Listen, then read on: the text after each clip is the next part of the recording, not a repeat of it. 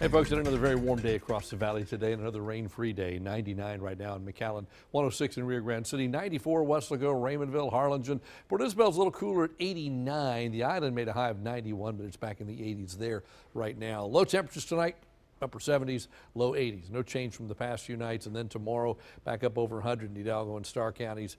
Willacy, Cameron County, upper 90s, and to the coast about 90 for the high. The normal for this time of year is 96, and we're going to be above that through the forecast period. We don't see anything to cool it off dramatically at all. You need some tropical moisture to get in here. We just don't see that. Tomorrow, mostly sunny skies again. This is a sign of a sea breeze, but it just doesn't have anything to work with, so it stays dry. Going to Saturday, same kind of thing. Maybe a little more moisture, but probably not enough to give us any showers. And you go to Sunday, we do it again, but maybe Sunday, a little more moisture sneaks in. By then, we could see an isolated shower get mixed in during the afternoon. We're going mainly dry, which implies a less than 10% chance of rain, but kind of like yesterday. A couple of places get rained on, but a vast majority of the area stays rain-free.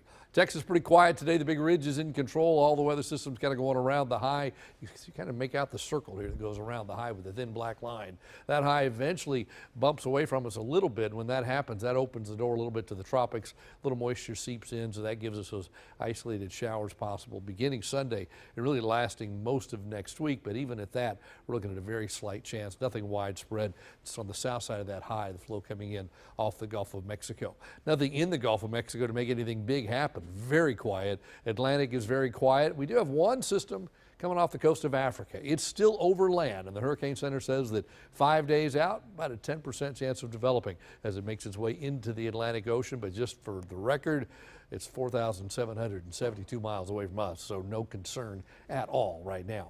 On the other side, here's a concern. This for the folks in Hawaii. This, of course, is Hurricane Lane. The winds with Lane are still impressive, and notice how it kind of sideswipes the islands. This is the tropical storm force winds, and if it follows this path and does make that left turn, they'll get tropical storm force winds on most of the island, but the hurricane force winds staying offshore. The rest of the story, though, is the tremendous rainfall they're going to get and the very, very high waves and the surf that's coming into the islands there. But notice how it just kind of follows the curve of the islands and it goes back out into the Pacific Ocean. So they're going to be sideswiped. They're feeling the impact, but hopefully not as bad as what it could be.